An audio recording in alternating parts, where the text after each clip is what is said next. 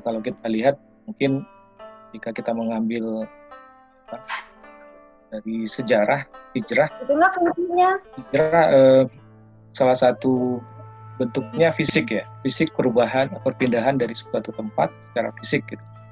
Tetapi kita yakin bukan hanya fisik yang menjadi makna dari hijrah itu sendiri. Nah, pasti akan sangat banyak sekali makna dari hijrah. Nah, insya Allah mungkin malam ini kita akan coba mengupas bersama Ustaz Ferdinand Wibowo. Kita berikan waktu mungkin untuk pembahasan sekitar untuk penyampaian materi mengupas terkait tema ini sekitar 40 menit Ustaz. Kemudian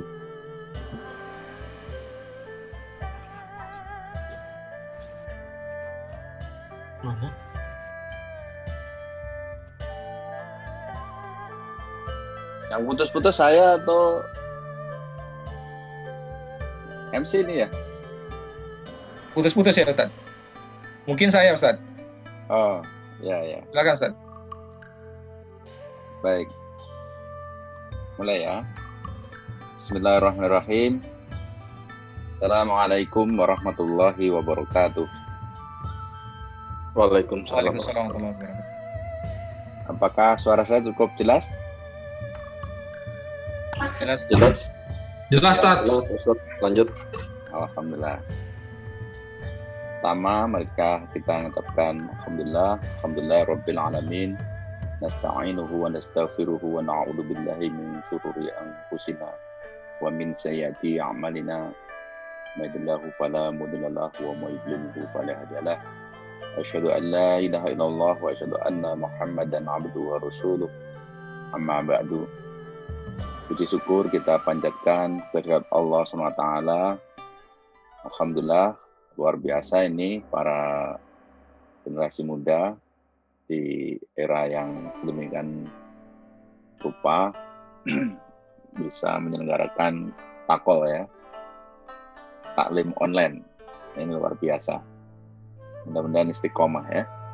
Salawat dan salam semoga tetap tercurahkan kepada baginda Nabi besar Muhammad Sallallahu Alaihi Wasallam yang telah membimbing umat manusia dari zaman kegelapan menuju zaman yang terang benderang, zaman yang seperti kita alami sekarang ya, zaman keislaman. Terima kasih kepada teman-teman angkatan 31 ya, betul? Ya Ustaz, 31. 31 itu kalau dibanding yang sekarang juga udah tua juga ya. Oh iya Ustaz, sekarang 57 kan. 57 berarti angkatan 31 sudah tingkat 2 di IPB Ustaz. Oh iya ya.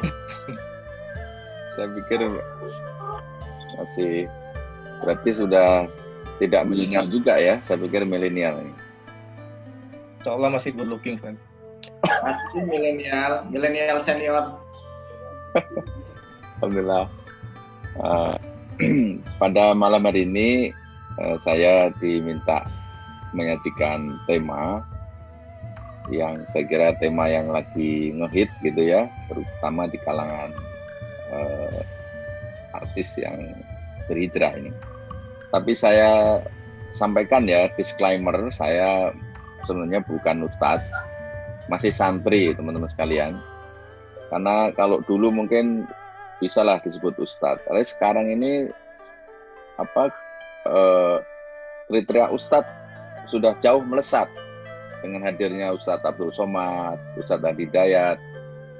Jadi nggak sebanding itu. Udah nggak bisa nunjukin Al-Quran di pojok kanan, pojok kiri. Sepertinya standar Ustadz sekarang sudah meningkat. Itu berarti kemajuan ya.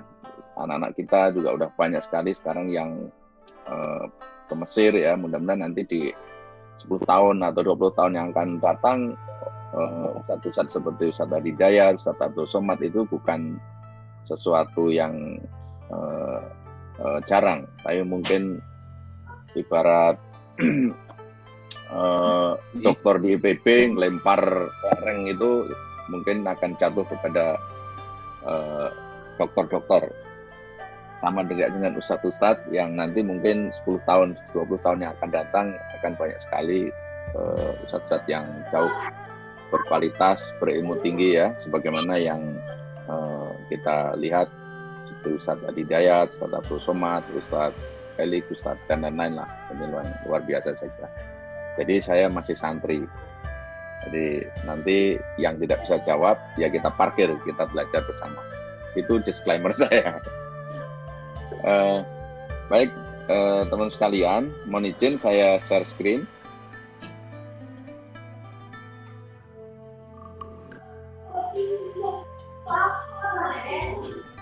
Apakah terlihat? Terlihat ya? Ya, Ustaz. Ya. Itu kayaknya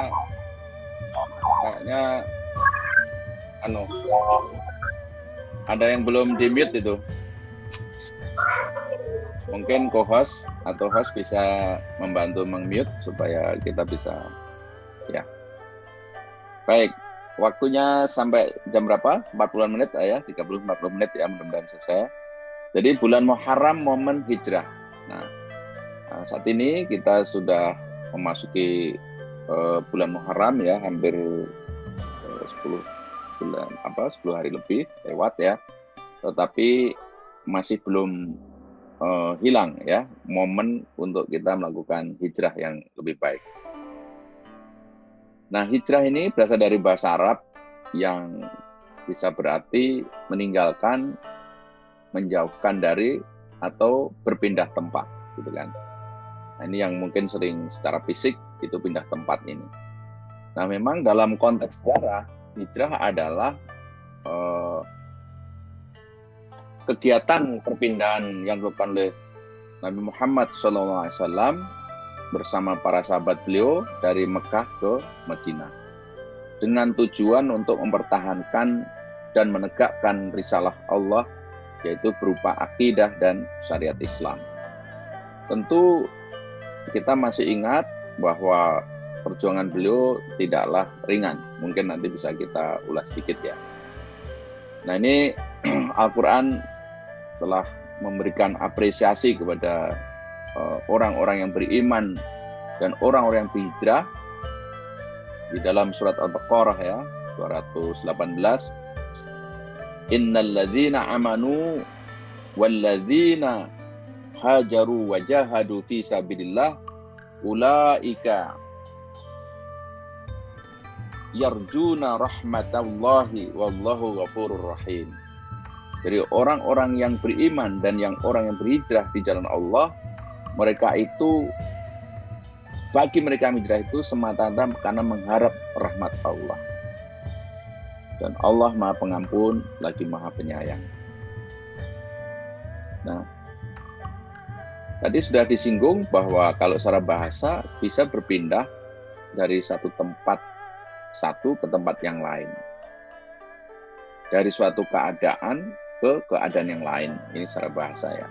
Saya kira bisa dilihat di Kamus Besar Bahasa Indonesia itu ada beberapa definisi secara bahasa. Nah, kalau secara syar'i itu sebenarnya hijrah itu adalah keluar dari Darul Kufur menuju Darul Islam. Darul Kufur itu adalah suatu wilayah, suatu negeri yang belum menerapkan syariat Allah. Sedangkan Darul Islam itu adalah daerah atau wilayah yang diterapkan syariat Islam secara utuh gitu.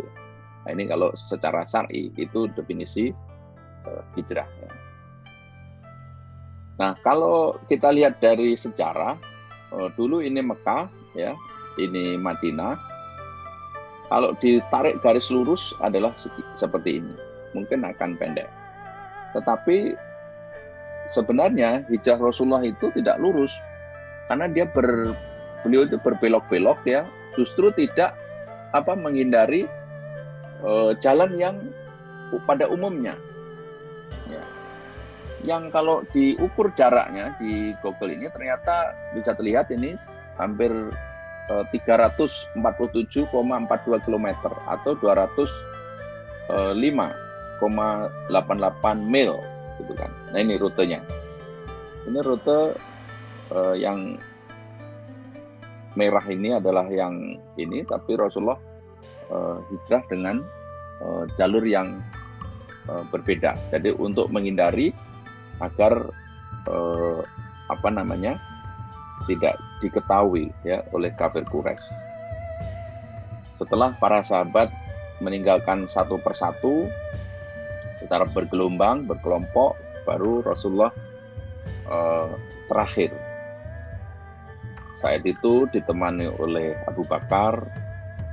Abu Bakar sudah minta izin sebenarnya beberapa kali kepada Rasulullah, namun dijawab oleh Rasulullah, nanti kamu ada yang nemenin.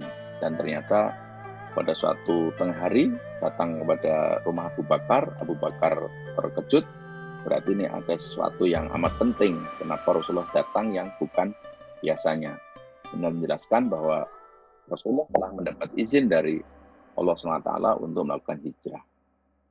Dan seperti punya feeling ya, Abu Bakar sudah menyiapkan unta yang terbaik, 2 ekor, yang satu untuk dirinya dan yang satu nanti untuk Nabi Muhammad. Kemudian juga menyewa penunjuk jalan gitu kan, dan juga menyiapkan perbekalan dan sebagainya. Yang menyiapkan perbekalan itu adalah putri Abu Bakar ya, Asma ya, binti Asma kalau nggak salah namanya demikian. Dan ternyata kisahnya saya kira yang sering kita dengar adalah Rasulullah dikepung ya, mereka para kafir Quraisy itu berkumpul di Darun Nadbah. Darun Nadbah itu adalah tempat musyawarahnya orang kafir Quraisy memutuskan. Saat musyawarah itu dikisahkan di Sirah Ibnu Hisham itu, ternyata ada orang tua yang berwibawa gitu, ternyata itu adalah iblis. Iblis memberikan pendapat-pendapat, diusirlah di ini, kafir Quraisy mengatakan diusir, diasingkan dan sebagainya. Tapi itu tidak tepat kata iblis yang menampakkan orang tua yang berwibawa itu. Nah, akhirnya ada yang mengusulkan dibunuh saja. Nah, dibunuh itulah sebenarnya kisahnya begitu. Maka kemudian menyiapkan pemuda-pemuda yang paling tangguh, yang paling kuat untuk mengepung rumah Rasulullah. Tapi Rasulullah sudah mendapat bocoran dari malaikat, maka kemudian Ali kan yang suruh tidur di tempat tidurnya itu. Kemudian Rasulullah pada saat mereka terjaga, artinya mengepung, ngantuk gitu kan, dan Rasulullah mengambil tanah, kemudian dilemparkan di atas kepala para pemuda ini. Rasulullah meninggalkan, mereka tidak tahu, jadi ditutup matanya. Maka pagi-pagi ketika terjaga dan melihat masih tertidur, akhirnya ditungguin, ternyata yang bangun adalah Ali. Nah, jadi lolos. Nah, singkat cerita akhirnya kan mampir di Gua Sur ya, ketika keadaan tidak aman, dan di situ tidak hanya sehari 2 hari, ternyata itu 3 hari. Dan 3 hari inilah putri dari Abu Bakar yang kemudian mengirim makanannya, mengendap-endap gitu kan. Kemudian bekas budak Abu Bakar itu diminta menggembala kambing di sekitar gua itu, yang mana ketika udah sepi, kambing itu dimasukkan ke dalam gua Sur itu untuk diperas susunya, diminum oleh Rasulullah dan para sahabat, dan Rasulullah dan Abu Bakar. Kemudian juga sebagian ada yang disembelih untuk mempertahankan hidup selama 3 hari itu. Sampai kemudian yang menggembala kambing itu ketika pulang itu menjadi mata-mata. Apakah kafir Quraisy masih melakukan omongan-omongan? Nah, ketika hari ketiga omongan itu sudah mereda, maka Rasulullah dan sahabat kemudian melanjutkan perjalanan dengan dituntun oleh sahabat, saya lupa namanya, yang seseorang yang disewa ya, bukan sahabat, seseorang yang disewa untuk mengantarkan penunjuk jalan, yang tahu jalan ke jalan tikus lah kalau sekarang itu. Nah, kemudian dengan bekal-bekal yang secukupnya yang disiapkan oleh putrinya Abu Bakar, kakaknya Aisyah ya, putrinya Abu Bakar ini, maaf saya sudah lupa. Nah, kira-kira itulah singkat cerita, akhirnya nyampe di Madinah. Di Madinah berhenti, mampir. Akhirnya banyak sekali yang menyambut untuk mempersilahkan tinggal di kampung ini, di kampung itu, dengan menawarkan bahwa kalau di sini penduduknya banyak, senjatanya lengkap, Rasulullah akan terjamin terus. Tapi Rasulullah tidak mau bahwa akan mengikuti unta ini, karena unta ini diperintahkan, artinya gitu. Artinya memang dibimbing oleh Allah melalui malaikat. Ya. Akhirnya berhentilah di sebuah lapangan tempat jemur kurma milik yatim piatu saat itu. Yatim piatu itu kemudian untanya berhenti di situlah. Itulah yang sekarang menjadi Masjid Madinah. Dan rumah Rasulullah itu yang depannya ya, depan masjid, tapi sekarang menjadi masjid yang dekat makam Rasulullah sekarang itu. Dan itulah kira-kira kisah singkat dari hijrah ini, kalau hijrah secara fisik. Tapi sebenarnya pada hakikatnya Rasulullah itu selama 3 bulan di Mekah itu adalah pada Darul Kufur, artinya belum bisa menerapkan sistem Islam, belum bisa menerapkan syariat Islam. Kemudian Rasulullah dengan hijrah ini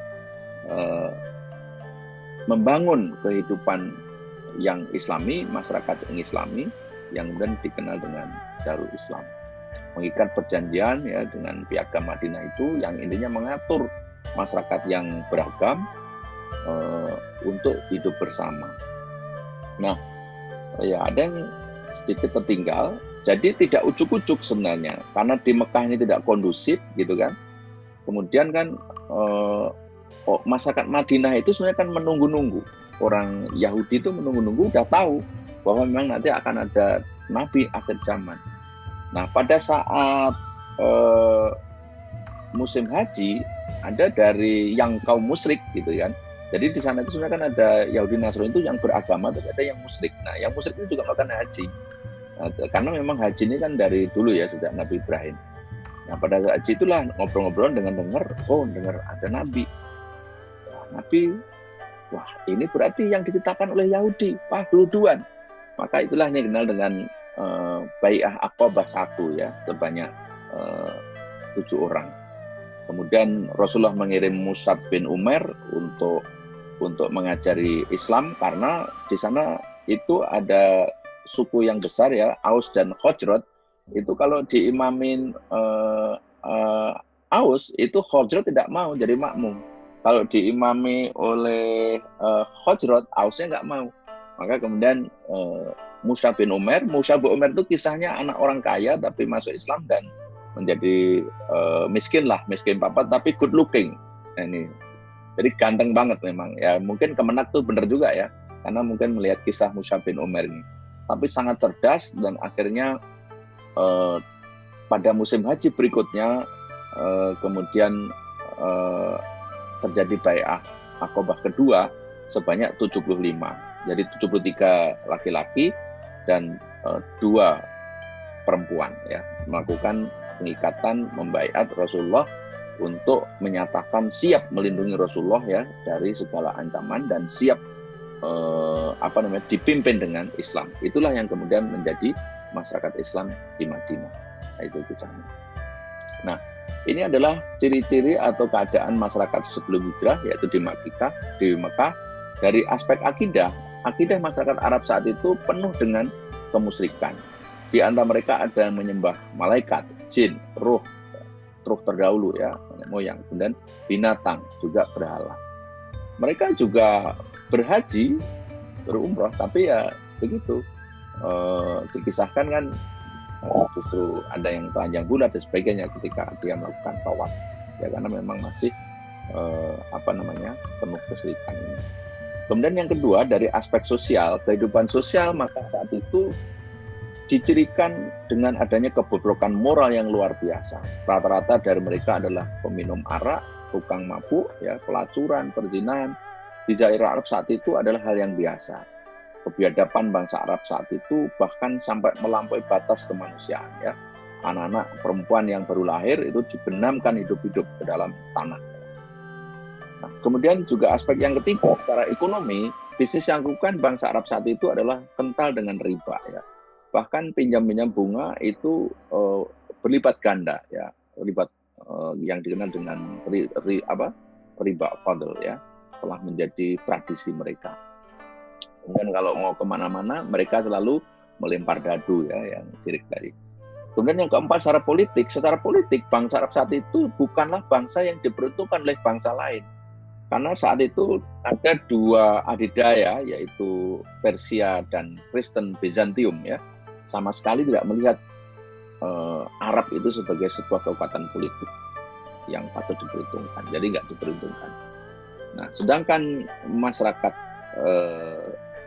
pasca hijrah ya, setelah di Madinah itu yang pertama dijadikan dari sisi akidah, yang dominan saat itu adalah akidah Islam. Walaupun di sana masih ada Yahudi dan Nasrani, juga ada yang musyrikin, tapi sudah mayoritas.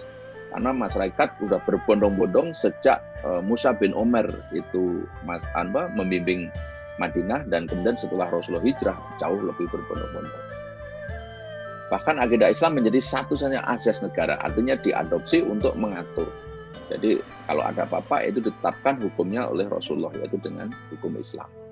Karena itu meski saat itu terdapat kaum Yahudi, Nasrani, dan aturan ditetapkan di tengah-tengah masyarakat secara keseluruhan adalah aturan syariah Islam. Kemudian yang kedua, dari sisi sosial, kehidupan sosial saat itu penuh dengan kedamaian, ketentraman, serta jauh dari kemaksiatan. Perjudian diperangi, perzinahan diberantas, serta segala bentuk kemaksiatan dan kriminalitas dibabat habis melalui penegakan hukum Islam yang sangat tegas oleh Rasulullah. Bahkan ada dengar kan ibu-ibu di pasar yang ditarik kemudian tercopot kerudungnya aja, Rasulullah langsung melakukan tindakan yang sangat tegas sehingga terjadi peperangan. Kemudian yang ketiga, dari sisi ekonomi, saat itu ekonomi berbasis riba benar-benar dihapus, penipuan dan berbagai kecurangan diberantas. Sebaliknya cara-cara yang diakui syariah dalam meraih kekayaan dibuka seluas-luasnya. Berbagai macam akad yang bisa dilakukan secara syar'i itu betul-betul diterapkan di Madinah ini.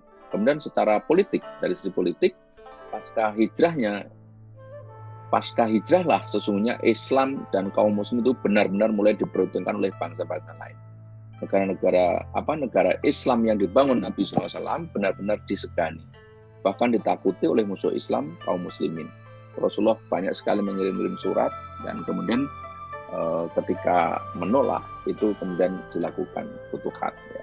Jadi memang betul disegani. Maka Basirah termasuk Persia dan Romawi nanti akan ditaklukkan oleh tentara yang terbaik pun sudah dikemukakan saat itu, karena memang sangat disegani di Madinah ini. Nah, bagaimana sekarang nih ya, jadi 1442 Hijriah atau 2020, kita dalam kondisi mungkin bisa disebut jahiliyah modern ya. Nah, ini jahiliyah modern ini kita lihat aliran sesat, sinkritisme, hedonisme, darurat narkoba, pornografi itu bisa merebak dan justru tidak begitu dipersoalkan ini ya. Narkoba juga hanya tanaman tai ayam. Kalau ditelisik lebih jauh, sebenarnya pemainnya itu juga. Saya sering mendengar ternyata pakar makan tanaman itu juga banyak ya tentang narkoba ya. Makanya nggak habis-habis karena banyak sekali pakar makan tanaman ya. Nah, kemudian neo-imperialisme, saya kira teman-teman juga merasakan, juga politik oportunis, politik yang oligarkis ya, kemudian juga biaya politik yang sangat tinggi, sehingga justru rakyat tidak kebagian uang negara ini karena biaya politik cukup besar ya. Kemudian neoliberalisme juga sangat terasa, utang negara juga mulai mencekik ya, kita anak lahir aja udah berapa juta gitu kan. Nah, kemudian juga kemiskinan. Lucu sekali, saya juga pernah baru saja bulan lalu menjadi narasumber di Jember ya, online juga tapi maksudnya Universitas Jember. Dari semua pembicaraan menunjukkan betul bahwa sebagian penduduk kita ini petani dan tinggal di desaan dan kondisinya ternyata cukup besar proporsi kemiskinan. Padahal APBN ya, yang lumayan besar tiap tahun digelontorkan, tapi ternyata tidak mampu menurunkan kemiskinan karena mungkin saling pakwat pakait kejahilian modern ini. Ya. Nah, sekarang bagaimana menggunakan bulan Muharram ini, ya, atau memanfaatkan bulan Muharram ini sebagai momentum, ya, sebagai momen untuk hijrah, kita berhijrah. Hijrah dari jalan yang modern tadi ke Islam untuk dalam konteks ini. Yaitu Islam yang komprehensif, bukan Islam yang parsial. Di dalam surat Al-Baqarah itu kan udkhulu fis-silmi kafah. Karena sebenarnya teman-teman sekalian bahwa Islam ini adalah sebenarnya sangat komprehensif. Islam meliputi akidah dan syariah. Akidah kita tahu mantu billahi wa malaikatihi wa kutubihi wa rusuli wal yaumil akhir wal qadari khairihi syarrihi minallahi ta'ala. Nah, kemudian syariah ini ada yang mengatur hubungan dengan al-khaliq, itulah yang kemudian ibadah mahdhah ini. Ibadah mahdhah ini tidak boleh ditambah-tambah, dikurang-kurang.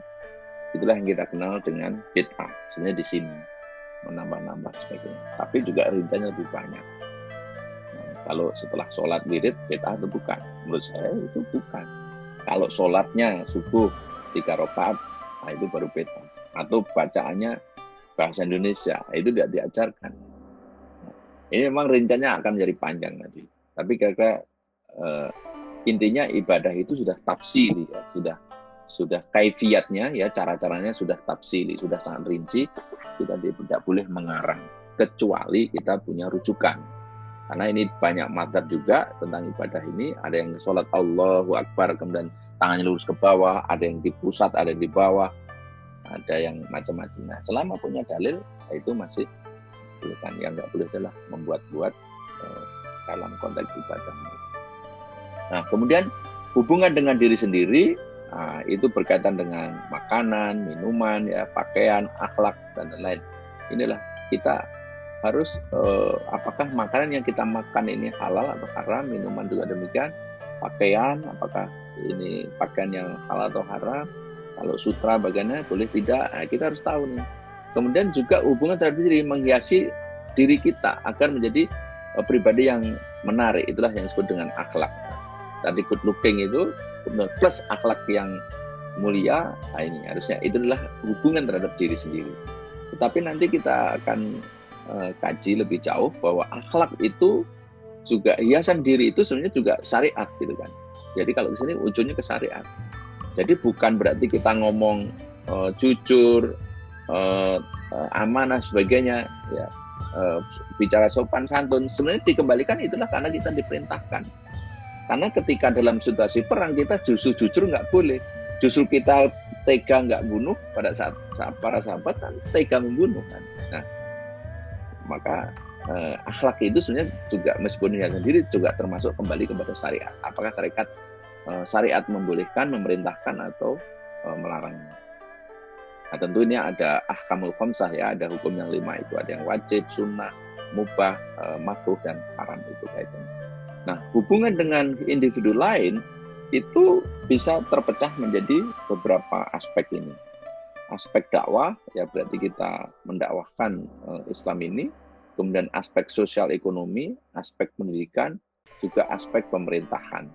Nah, ini semua sebenarnya diatur di dalam Islam. Nah, Rasulullah hijrah itu di Mekah tidak bisa menjalankan ini semua. Di Madinah lah umat Islam berbaiat, menyatakan bahkan lebih cinta kepada Rasul daripada keluarga, ya, termasuk anak, istri, dan hartanya. Tapi justru lebih cinta kepada Rasulullah untuk membelanya, untuk bisa menerapkan Islam ini secara kafah. Itulah yang pelajaran bisa kita petik dari hijrah Rasulullah. Dan itu tantangannya sangat berat sekali. Anda bisa baca di berbagai kitab atau buku tentang hijrah ini.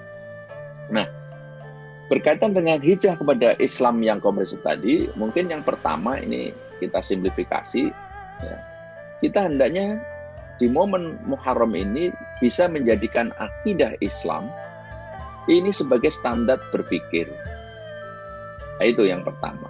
Jadi akidah Islam ini kita gunakan untuk menilai. Kita bisa menilai, menimbang-nimbang. Oh, kalau Islam begini, kalau sekuler begitu. Kalau komunis begini, kalau Islam begitu. Dan karena kita sebagai punya timbangan, punya standar. Jadi Islamlah yang dijadikan standar dalam proses berpikir. Berpikir kita adalah harus berpikir Islam. Sehingga berpikir ini merupakan bagian dari iman kita. Ya, karena kita menjadikan ya akidah Islam yang kita jadikan landasan berpikir gitu, bukan yang lain gitu. Itu yang pertama. Kemudian yang kedua, hijrah dalam momen Muharram ini hendaknya kita menjadikan akidah Islam itu sebagai standar beramal. Artinya syariat Islamlah yang kita jadikan patokan sebagai tolok ukur dalam melakukan ibadah, bermuamalah yaitu berhubungan dengan orang lain tadi, berakhlak berarti berhubungan dengan diri sendiri tadi, termasuk makan, minuman, pakaian tadi, dan lain-lain. Tolok ukurnya adalah syariat Islam. Bagaimana? Ini syariat Islam membolehkan tidak? Ini melarang tidak? Apa hukumnya? Wajibkah? Sunnahkah? Mubahkah? Makruhkah? Ataukah haram? Jadi itu. Ini akidah Islam telah mengaturnya, yang kemudian akidah Islamlah tumbuh atau dalam pengejauhan tanya adalah syariat Islam. Sehingga kalau standar amal kita itu akidah Islam, maka kita menundukkan nafsu, kemauan kita harus kita kalahkan, karena kita kembali kepada akidah Islam ini kan. Berarti ini adalah bagian dari iman juga. Nah, kemudian yang ketiga, kita berusaha untuk memiliki keberadaan yang Islami. Ini hijrah kita ini menurut saya. Apa keberadaan Islami itu? Yang pertama, menjadikan akidah Islam sebagai azas kepribadian kita. Maksudnya gimana? Yaitu tadi, akidah Islamlah sebagai dasar pola pikir dan pola tindak kita. Karena kepribadian itu sebenarnya kan terdiri dari dua itu. Pola pikir kita ini Islami atau tidak. Kalau Islami berarti kita menggunakan akidah sebagai azas. Kemudian pola tindak kita itu berarti melandaskan kepada syariat atau tidak, kepada Islam juga enggak pola tindak kita. Atau kita merasa free, nah gitu. Nah itu yang pertama. Jadi yang membangun kepribadian inilah yang pertama, menjadikan akidah Islam sebagai asas kepribadian kita.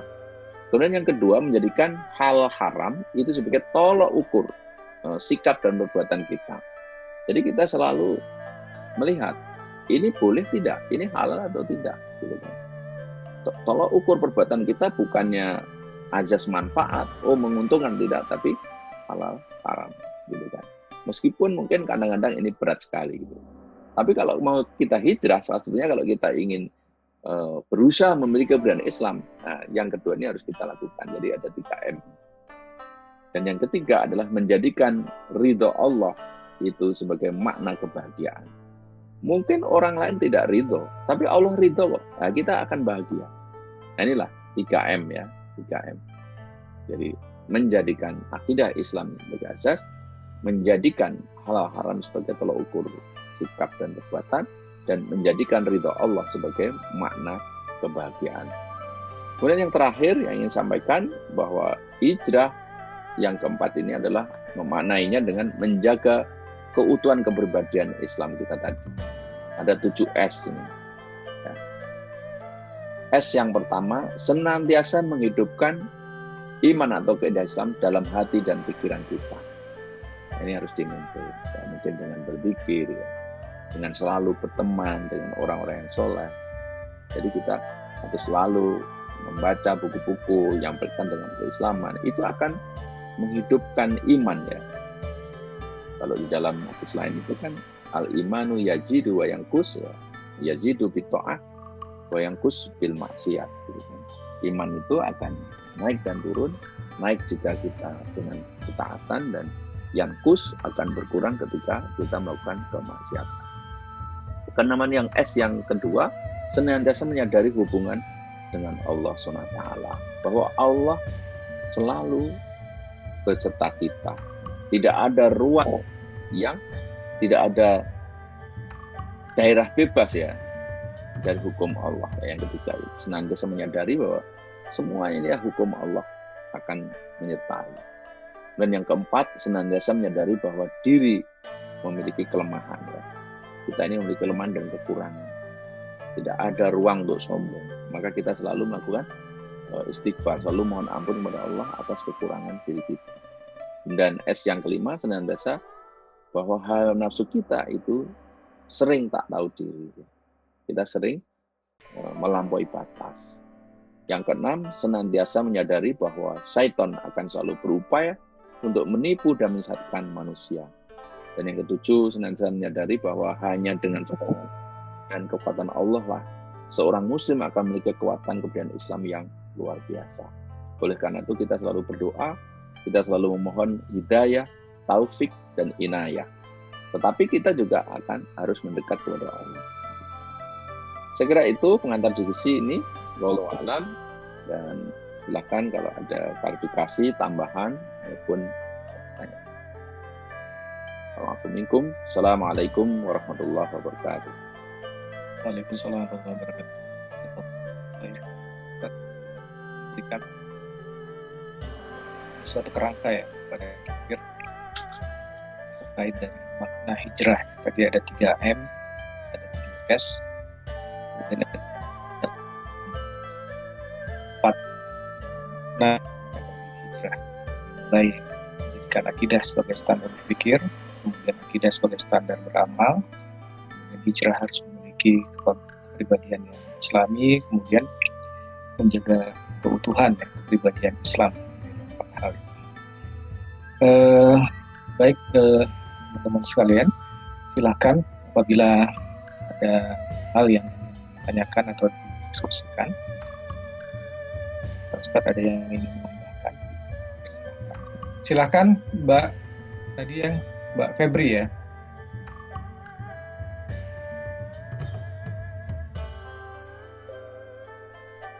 Ya, silakan Mbak. Warahmatullahi wabarakatuh. Waalaikumsalam warahmatullahi wabarakatuh. Assalamualaikum. Maaf ya, saya biasa manggil Mas Rimun. Ya. Iya, oke. Pertanyaannya gini Mas, kata-kata hijrah ya, mungkin kalau istilahnya seperti paparan Mas Rimun tadi, istilahnya mungkin menurut istilahnya sejarah Islam atau apa gitu. Nah, kalau sekarang kan juga lagi marak ada istilah hijrah, tapi lebih ke cara berpakaian, ya misalnya khususnya untuk khususnya untuk Muslim yang perempuan gitu, misalnya yang tadinya masih tetap pakai kerudung gitu. Nah, sekarang mungkin sudah mulai pakaiannya berubah jadi istilahnya lebih tertutup, misalnya gamis dan istilahnya berhijabnya mungkin lebih lebih tertutup lah mungkin ya gitu. Nah,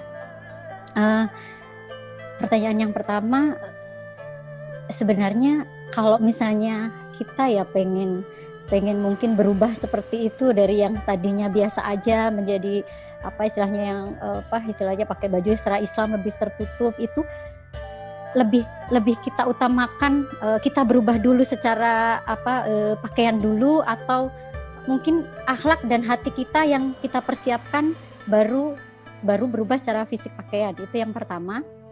Pertanyaan yang kedua, sebenarnya hijrah yang kafah atau secara keseluruhan itu maknanya atau artinya apa, Mas? Gitu aja, mungkin itu aja. Terima kasih. Assalamualaikum warahmatullahi wabarakatuh. Waalaikumsalam warahmatullahi wabarakatuh. Silakan langsung aja ditanggapi. Ya, tadi kalau Mas Rahmat ya menyampaikan, kan tadi saya lebih menyampaikan kerangka ya. Jadi yang ini.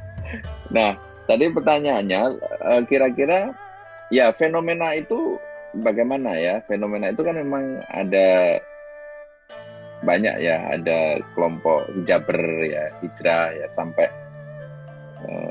menjadi sebuah fenomena, bahkan ketika jadi nama sebuah fashion juga laku keras itu yang membuat nama itu kan. Para artis akhirnya juga ketika berhijrah tidak manggung lagi, ternyata mendapat rezeki dari pintu yang itu ya, sampai seperti itu. Nah, apakah itu harus lebih dulu memperbaiki sisi-sisi Islam yang lain, ya mungkin akidahnya, kemudian ibadahnya dan sebagainya ya. Mungkin istilahnya ada yang mengatakan, saya belum siap berhijab karena saya merasa belum mencirikan seorang yang berhijab gitu kan. Ya sebenarnya harusnya tidak perlu itu dibuat dikotomi gitu kan. Karena kan itu sebenarnya harusnya menjadi satu kesatuan yang mana lebih dahulu, yaitu berarti dimulai gitu kan. Kalau berhijab sebenarnya kan akhirnya mengkondisikan diri kita supaya mendekati kualifikasi sebagai orang yang berhijab gitu kan. Kalau menunggu sampai yang sempurna, mungkin akhirnya nggak mulai-mulai. Padahal sesuatu itu berdasarkan pengalaman perjalanan hidup saya, yang paling berat itu adalah memulai. Jadi dengan memulai berhijab itu sebenarnya sudah langkah yang sangat bagus gitu kan. Karena kemudian nanti harus mempantaskan dirinya ya sebagai orang yang berhijab ketika sudah berhijab. Dan saya kira banyak sekali kan testimoni yang mengatakan ketika berhijab rasanya lebih tenang, lebih nyaman, ya lebih tentram, ya lebih konsentrasi ya karena sudah nggak kepikir lagi. Kalau pengakuan artis itu kan sudah nggak kepikir lagi untuk meceng ya, bukan untuk ke diskotik lagi, sosialita ya gitu kan. Jadi karena dia akhirnya lebih tenang hidup. Nah disitulah sebenarnya akhirnya Allah itulah yang disebut dengan hidayah, kemudian mendapat taufik gitu kan, taufik dan inayah. Kemudian setelah begitu ikut ke taklim yang sesuai dengan suasana Islam, akhirnya terus terkondisikan. Itulah yang disebut dengan hidayah. Kemudian ketika kita ini kemudian mendapat taufik, terus lebih dalam lagi inayah gitu kan. Jadi sama halnya ketika seseorang itu mendakwahkan, wah saya merasa nggak punya pengetahuan bahasa Arab, nggak punya pengetahuan ilmu tafsir, nggak punya pengetahuan apa, masa suruh berdakwah. Ya sama seperti itu. Justru dengan berdakwah itu akhirnya kita membaca, mempersiapkan diri, atau disuruh khutbah, ya, wah saya belum siap nih. Nah, padahal sebenarnya ketika dengan memulai itulah akhirnya kita akan insya Allah mendapat taufik dan inayah tadi. Gitu. Jadi tidak perlu harus melengkapi itu. Nah nanti setelah begitu mengkaji, nggak taunya ternyata akhirnya tahu nanti kan yang disebut dengan jilbab itu apa. Nah, akhirnya tahu kan, ternyata khimar itu apa. Akhirnya lebih ngerti lagi. Ternyata yang disebut dengan berjilbab adalah tidak bersambung misalnya. Tapi boleh bermode gitu kan. Ternyata harus tidak membentuk tubuh dan sebagainya. Akhirnya nanti meningkat ke sana. Tapi kita juga tidak boleh a priori orang yang baru memulai tapi masih pakai hijab modis misalnya kan. Kita juga nggak boleh dipersalahkan gitu kan. Atau dikatakan itu belum hijrah. Ya, tapi sudah memulai itu sudah bagus. Tinggal terus dikondisikan sampai kemudian dia memahami hijab yang syar'i itu seperti apa. Akhirnya nanti lama-lama menuju yang kafah tadi. Nah, kemudian berikutnya pertanyaan, kemudian Islam yang kafah itu seperti apa? Ya seperti tadi yang saya katakan, sebenarnya harusnya kita itu berislam baik dari segi akidah, syariah, ya. Dan syariah ternyata mengatur hubungan diri kita sendiri, itulah kemudian ibadah. Berarti kita juga harus mengetahui segala seluk-beluk ibadah minimal yang rukun Islam itu, gitu kan? Nah, harus kita tahu, ya. Kemudian yang berhubungan dengan diri sendiri itu tadi terkait dengan pakaian, makanan. Ya. Pakaian itu berarti kita juga harus punya ilmu kan, kalau terutama yang wanita. Laki-laki juga punya ilmu kan, jangan taunya hanya pusar sampai lutut gitu kan. Tapi sebenarnya kan juga tidak boleh memakai sutra, tidak boleh memakai emas ya gitu kan, memakai pesan-pesan yang dari emas. Tapi kalau akik boleh gitu kan. Tapi yang emas nggak boleh. Nah, jangan sampai kayak gitu tidak tahu gitu kan. Itu adalah hal-hal yang berkaitan dengan syariat yang berkaitan dengan diri sendiri. Termasuk dengan akhlak tadi, mengasihi diri dengan sikap yang sopan, santun, jujur, amanah ya, dapat dipercaya dan seterusnya. Itu adalah akhlak ya yang mengasihi diri kita agar menjadi pribadi yang menarik. Tetapi harus diniatkan bahwa itu adalah perintah syariat juga gitu loh. Karena pada saat yang lain kita mungkin kalau ngomong jujur nggak boleh gitu kan. Atau kita melakukan kekerasan nggak boleh. Tapi pada saat yang lain kita harus keras gitu kan. Jangan kebalik-balik gitu kan. Contohnya misalnya sekarang banyak sekali pemikiran-pemikiran yang keliru. Kepada umat Islam justru keras, tapi kepada non-Islam justru sangat santun, sangat ramah gitu kan. Harusnya ketika kita berhubungan dengan orang lain, kalau kita mengerti akhlak kita yang dicontohkan syariat itu, ya sepanjang orang itu masih menggunakan pola pikir yang Islami, masih menggunakan dalil, itulah saudara kita gitu. Jangan justru saling mempersekusi gitu kan. Berarti dia akhlaknya justru bukan akhlak yang Islami. Itu juga bagian dari Islam yang kafah gitu kan. Kemudian yang ketiga tadi adalah hubungan dengan orang lain. Di hubungan dengan orang lain itulah di situ ada muamalah ya.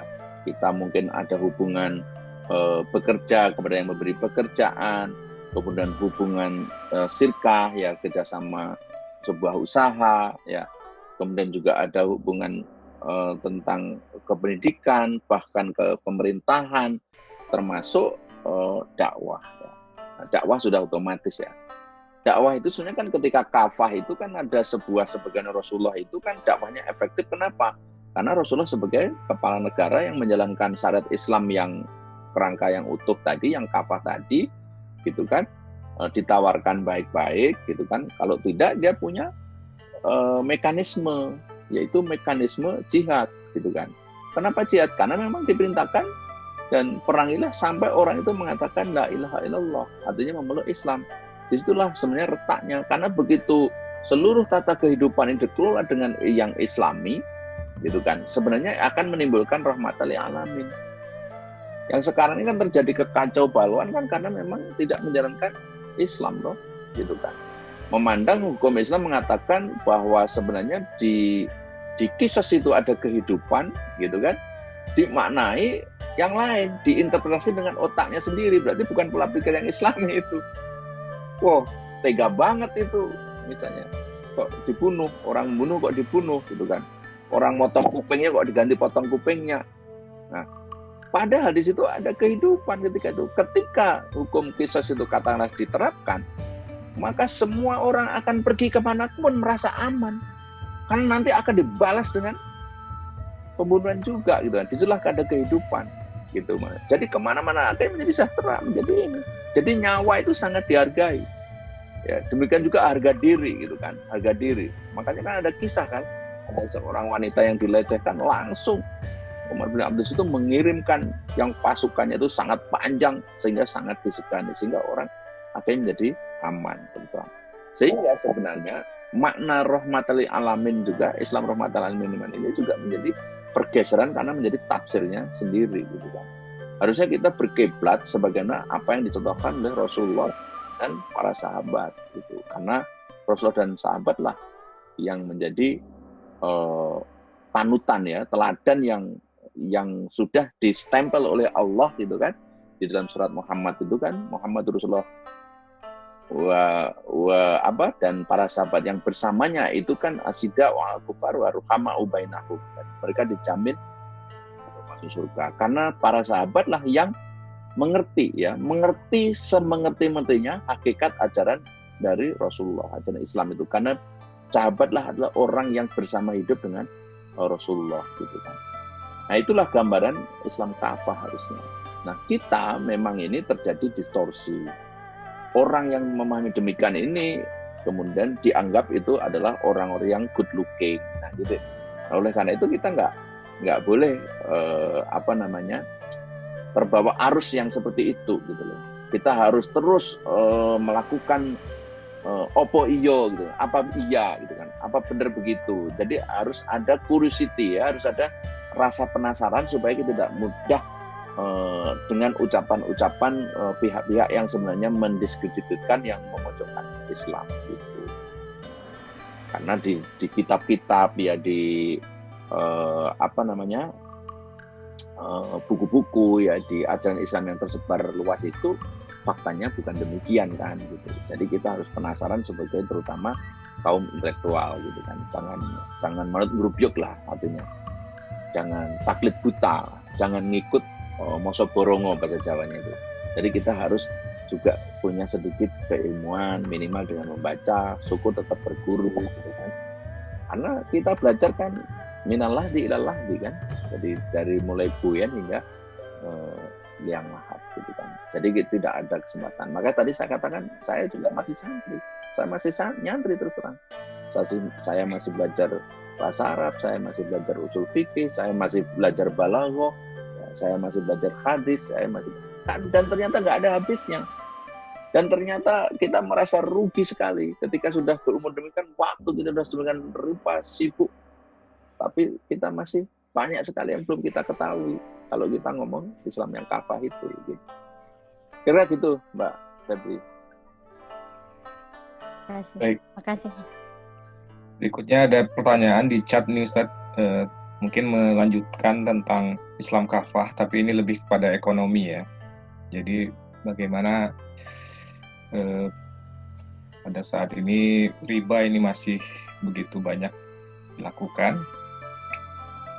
Nah, ini bagaimana menjelaskan fenomena ini Ustaz, dikaitkan dengan masalah hijrah ya, terkait praktek riba yang masih dilakukan. Ya, memang kita ini kalau kita bicara ekonomi ya, saya mengibaratkan umat Islam itu, kalau saya ibaratkan tanaman padi gitu kan, nature-nya itu kan di lahan basah gitu. Nah, tetapi padi itu pada posisi di lahan kering gitu loh. Kita ini, umat Islam ini. Karena kita kemanapun seakan-akan tidak bisa lepas sekarang ini dari kondisi yang tidak Islami tadi itu kalau dari segi ekonomi. Nah, memang bagi yang memiliki kesanggupan gitu kan, yang sudah memiliki kekuatan ya lahir dan batin, ya memang harusnya hijrah total. Dan itu banyak yang sudah lakukan, bahkan orang yang sudah punya posisi di banker ya, kepala cabang, bahkan direktur, dia betul-betul akhirnya diputuskan untuk keluar ya, dengan memulai bisnis yang baru. Awalnya mungkin tersyok-syok, tapi karena itu mencari ridha Allah, akhirnya Allah memberikan jalan rezeki yang lain. Mungkin juga banyak sekali saya menemui misalnya para ibu-ibu ya, yang awalnya kerja di perbankan konvensional utamanya, karena bagi yang sudah memahami betul-betul, ingin betul-betul bersih di bank syariah pun, karena memang tidak bisa dipisahkan secara sistem keuangan itu sebenarnya masih bermuara kepada satu, yaitu ribawi juga, artinya juga melakukan upaya hijrah itu. Dan itu saya kira pasti sangat berat itu. Itu perlu keyakinan ya, perlu dukungan dari lingkungan juga, akhirnya bisa melakukan hijrah itu. Untuk hal-hal yang bisa kita kendalikan, misalnya dalam hal muamalah dan sebagainya, ya mungkin kita memulai sebisa mungkin kita menghindari praktek-praktek yang ribawi itu. Misalnya dengan memperbaiki akad ya, memperbaiki muamalah kita ya, untuk menghindari agar kita tidak terjebak pada yang demikian itu. Nah, memang kan harusnya umat Islam ini kan punya infrastruktur untuk itu gitu kan. Nah, tetapi sayangnya memang kalau secara fundamental udah berjuang ya lumayan dulu, muamalat itu sudah tidak berafiliasi dengan bank manapun ya. Bank syariah pertama yang tidak berafiliasi dengan bank manapun ya bank syariah, bank muamalat gitu kan. Tetapi kan memang juga kalau berpikir lebih komprehensif lagi memang akan bermuara juga.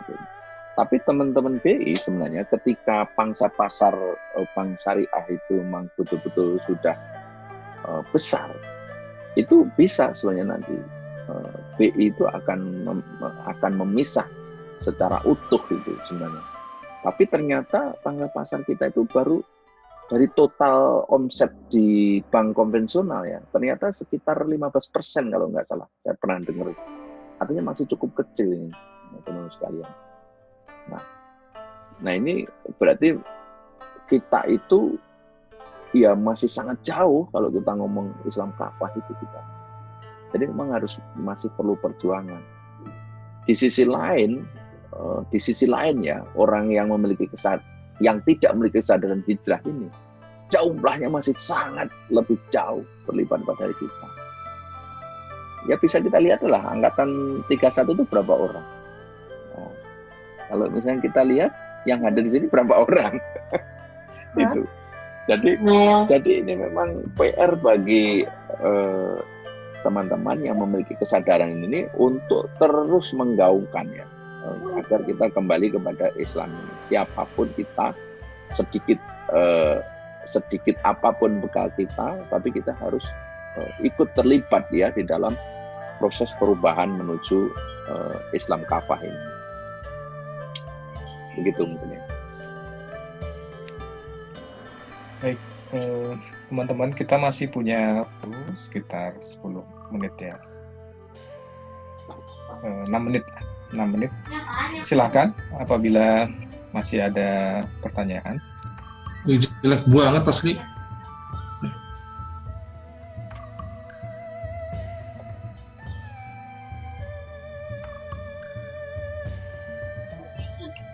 Masih ada teman-teman? Om Boy, mau nanya dong. Oh ya, Mas Abi, silakan. Assalamualaikum warahmatullahi wabarakatuh, Ustaz. Waalaikumsalam warahmatullahi wabarakatuh.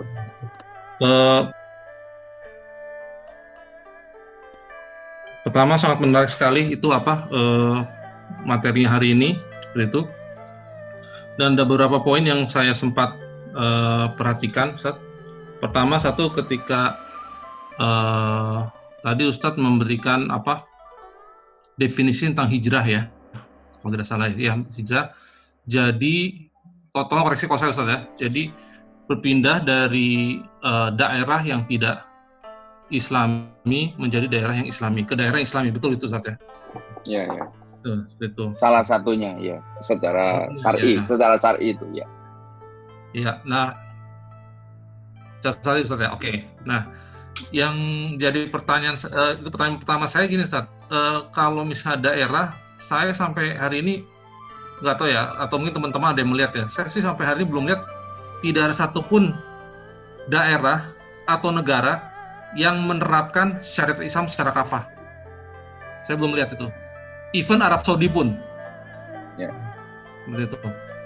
Even negara-negara yang ngakunya Arab itu, enggak juga. Begitu. Itu pertama. Artinya kalau gitu caranya kita mesti pindah kemana itu dia. Kedua, mengenai itu Ustaz,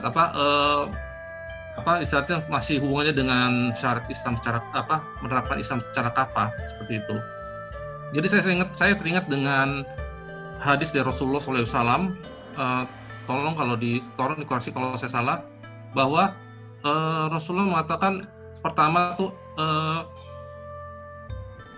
ada suatu masa di mana memegang sunnahku itu ibarat menggenggam bara api. Menggenggam barang api. Itu dia. Yang kedua adalah akan tiba suatu masa di mana bangsa-bangsa lain itu akan melihat kalian ibarat hidangan di meja makan, seperti itu ya, bahasa singkatnya seperti itu. Itu kata Rasulullah, dan ketika itu Rasulullah sedang berkomunikasi dengan sahabatnya itu bertanya, apakah pada saat itu kami jumlah sedikit, umat Islam waktu itu jumlah sedikit? Rasulullah jawab, tidak, kalian cuma banyak, cuman kalian terserang penyakit wan, yaitu penyakit cinta dunia dan takut mati. Itu pertanyaannya begini, Ustadz. Saya melihat kaitannya erat sekali dengan hadis Rasulullah ini dengan kondisi sekarang seperti itu. Artinya tip-tip apa sih untuk menjaga istiqomah kita gitu, Ustadz, ya? Seperti itu. Untuk apa? Untuk tetap bisa menerapkan syariat Islam secara kafah. Itu saja sih, Ustadz. Terima kasih. Wassalamualaikum warahmatullahi wabarakatuh. Waalaikumsalam warahmatullahi wabarakatuh. Ya, maaf masih di mute. Dari Mas Bimo Ade. Namanya Mas Bima panggilnya, Ustaz. Bima ya. Oke, Mas Bima ya. Baik. Ya, itu tadi definisi secara syar'i ya. Karena definisi secara syar'i itu diturunkan dari fakta hijrah Rasulullah, gitu kan.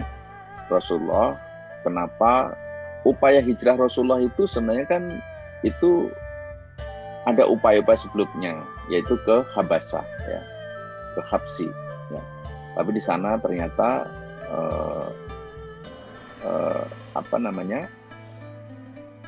Habasyah tidak bisa melindungi secara penuh. Akhirnya Rasulullah mencari alternatif. Ketemulah tadi kisah bahwa diawali dengan Bai'ah Aqabah pertama, kemudian sampai Aqabah kedua, yakin bahwa seluruh kabilah Madinah itu sudah siap mengorbankan jiwa, raga, dan hartanya untuk melindungi risalah Islam, ya, Rasulullah dan risalah Islam. Maka Rasulullah baru yakin. Dan itu pun dikondisikan oleh Mus'ab bin Umair. Mus'ab bin Umair ini tadi saya katakan itu anak ganteng banget, good looking banget, anak orang kaya, orang borjus banget itu awalnya. Ketika masuk Islam diputus segala sesuatunya. Nah itu kalau definisi sekarang itu hijrah dia berarti, kalau secara bahasa. Jadi hijrah dari gaya-gaya hidup jahiliyah kepada gaya hidup yang Islami, dan memang pasti akan menghadapi tantangan sebagaimana yang dihadapi oleh Mus'ab bin Umair. Nah, kemudian disiapkan, akhirnya terjadilah Bai'ah Aqabah kedua. Ada 75 orang dan itu tokoh-tokoh semua. Ada dari yang besar itu ada dari Khazraj, ada Aus, dan juga ada kelompok-kelompok yang lain. Dan mereka adalah kepala-kepala kabilah gitu. Karena banyak sekali di Madinah itu kabilah. Nah, pindah ke sana. Itu definisi secara syar'i. Tapi secara bahasa kan memang banyak yang memaknai hijrah berubah dari yang buruk-buruk kepada yang baik, juga di mana hijrah dari kondisi yang belum berhijab, kemudian berhijab, berarti memaknai dengan hijrah juga. Ada yang masih berhijab, pakai kerudung dengan kerudung modis, kemudian berganti dengan standar hijab syar'i yang tidak sambung, tidak membentuk logok-logok tubuh. Itu juga ada yang mengenai dengan hijrah. Nah, itu adalah hijrah secara lugawi ya, secara bahasa. Nah, kalau hijrah syar'i tadi, kemudian kemana kita harus pindah? Nah, memang betul saat ini tidak ada satu negeri pun yang menerapkan Islam secara kafah. Jadi, ya memang kita tidak ada kewajiban melakukan hijrah itu untuk saat ini kalau antar negeri loh ya. Karena memang ya sekarang ini event di Timur Tengah pun sebenarnya kalau teman-teman mengkaji lebih dalam konstelasi politiknya, sebenarnya justru di Timur Tengah itu sejak sebelum runtuhnya kekhilafan Turki Utsmani itu sebenarnya sudah mulai menjadi sudah disusupin oleh Barat, karena sebenarnya kan perlu waktu ratusan tahun juga untuk menggulingkan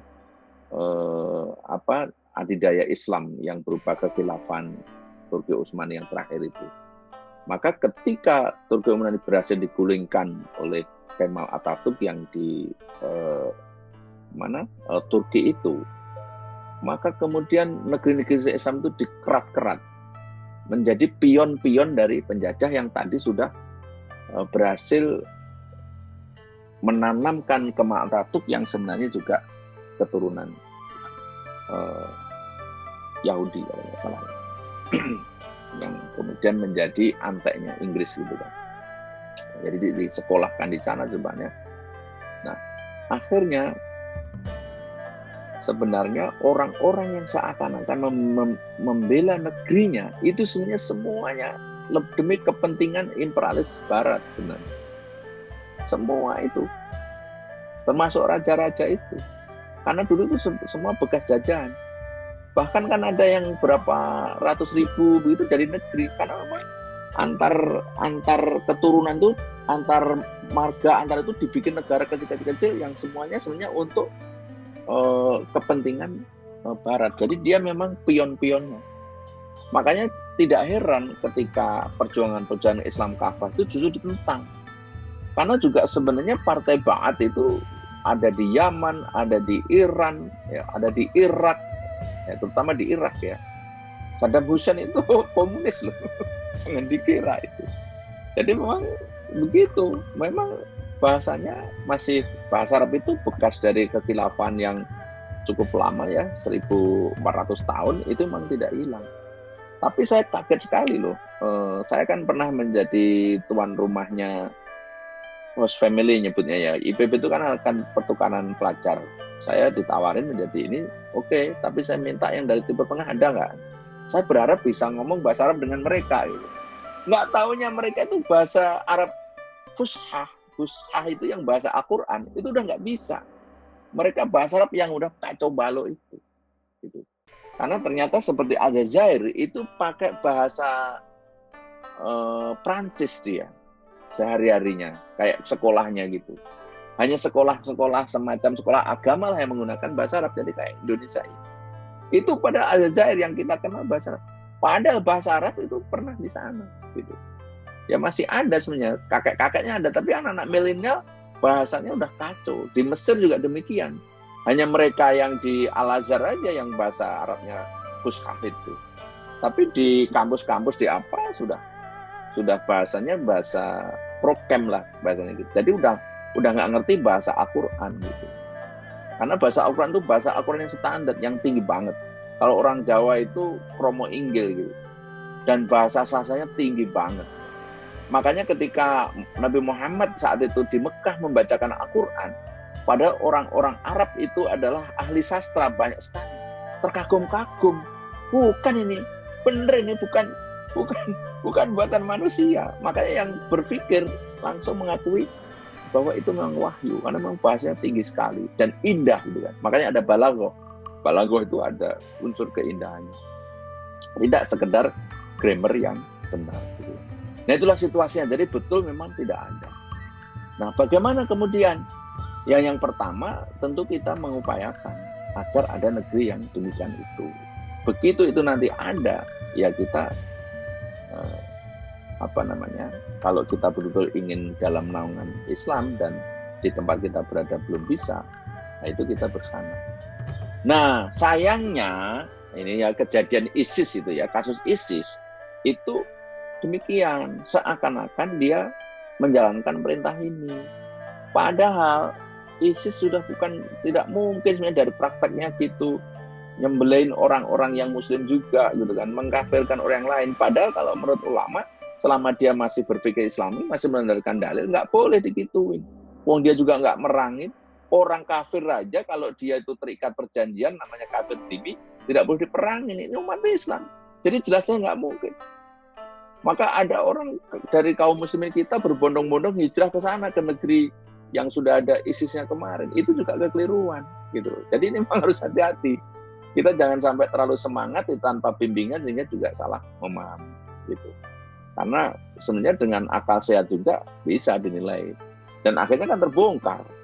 Siapa itu perempuan itu yang Amerika itu mengakui bahwa itu dalam pidatonya kan ngomong kita udah membiayai banyak banget untuk ISIS ini. Hasilnya juga akhirnya nggak ada guna tidak berhasil dan seterusnya. bahwa ternyata kan jelas-jelas itu buatan fanatisme.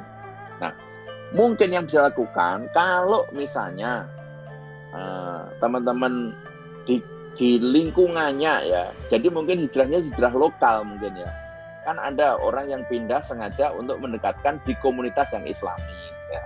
Contoh misalnya kasus kalau di Bogor itu dulu ada gerakan yang luar biasa pada saat Ustadz yang disentuh itu siapa? Yang zikir itu Arifin Ilham ya.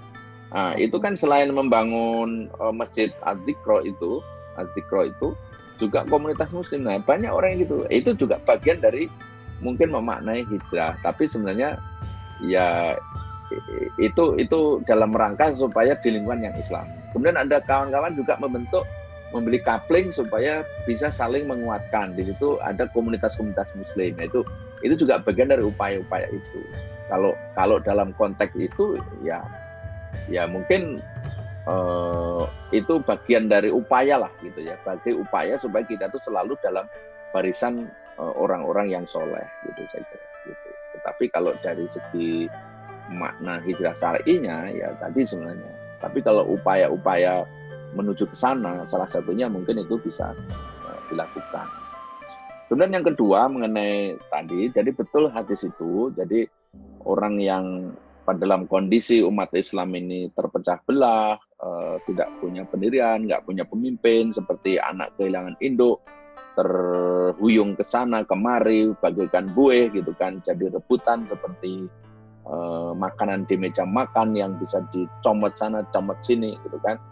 Nah, itu bagi siapa yang selamat, yaitu bagi mereka yang memegang teguh sunnahku ya, Rasulullah mengatakan. Jadi sunnah Rasulullah SAW yaitu memegang teguh syariat Islam gitu. Dan itu seperti memegang bara api orang yang demikian. Makanya jangan heran kalau ada orang-orang yang demikian kemudian dapat cap-cap yang macam-macam gitu kan dari musuh-musuh Islam. Ada yang disebut radikal lah, ada yang disebut dengan kuper lah, ada yang disebut dengan sok alim lah, macam-macam itu. Maka itu kalau di dalam surat Al-Furqan kan, wa ibadur rahmani la yamsuna 'ala haunan wa idza khatabahumul jahiluna qalu salama gitu kan.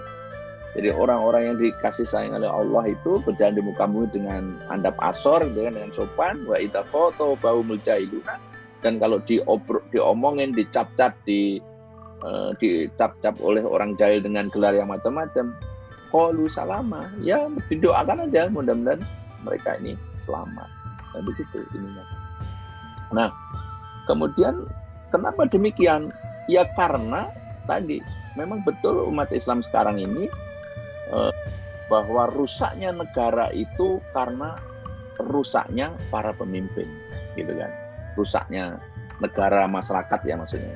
Itu rusaknya para pemimpin. Kira-kira cocok nggak ini seadanya? Pernyataan Imam Syafi'i. Rusaknya para pemimpin itu karena rusaknya para ulama. Ulama yang mungkin ulama itu bisa dikategorikan loh, orang yang berilmu kan secara bahasa itu dari kata-kata ilmu ulama ya, itu termasuk ilmuwan gitu kan. Nah, salah satu indikasinya kalau ulama itu kalau sudah mendekat ke pusat kekuasaan biasanya luntur gitu kan. Nah, luntur sudah tidak mampu lagi memberikan nasihat-nasihat yang semestinya gitu kan. Nah, kenapa demikian? Karena para ulama itu sudah terjangkit wahan. Apa wahan itu? Yaitu dia sangat mencintai dunia dan takut mati ya. Sangat mencintai dunia tetapi kemudian sangat takut mati, itu wahan.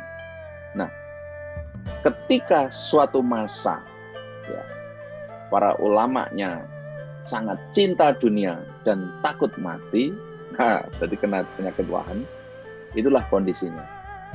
Masyarakat akan rusak, pemimpinnya tidak ada yang ngingetin, ya, dan akhirnya ya umatnya akan seperti buih tadi. Gitu. Makanya kalau kita kembali ke sejarah ya, sejarah pada saat Islam gemilang itu, ulama-ulamanya sangat teguh, berani menasihati para pemimpinnya. Bahkan kalau Anda lihat itu para khalifah di zaman Turki Utsman itu, mahkotanya itu kan besar sekali tuh, para pejabatnya itu. Coba lihat deh di gambar-gambar, besar sekali itu. Ternyata itu ada sejarah menjelaskan mahkotanya itu bukan dari emas atau dari perak dan lain sebagainya sebagaimana raja, tetapi itu ternyata dari kain kafan. Setiap pejabat yang menduduki jabatan penting ya, termasuk khalifah, itu diberi, kalau Jawa itu udeng-udeng, itu yang adalah kain kafan ternyata. Kalau dia meninggal entah di peperangan atau apa, itu dia yang bungkusnya dari mahkotanya itu. Jadi itu sebagai peringatan gitu. Nah, jadi ketika seperti itu, maka jejaknya bisa kita lihat kan di mana-mana. Kekuasaannya hampir 2/3 dunia, dan kalau di potongan-potongan film, kalau teman-teman lihat, dia betul-betul memperhatikan bahwa riayah itu mengurus sunul umat ya, urusan umat gitu. Jadi dia lebih mementingkan bagaimana agar umatnya itu betul-betul dilindungi, umatnya itu betul-betul ternaungi.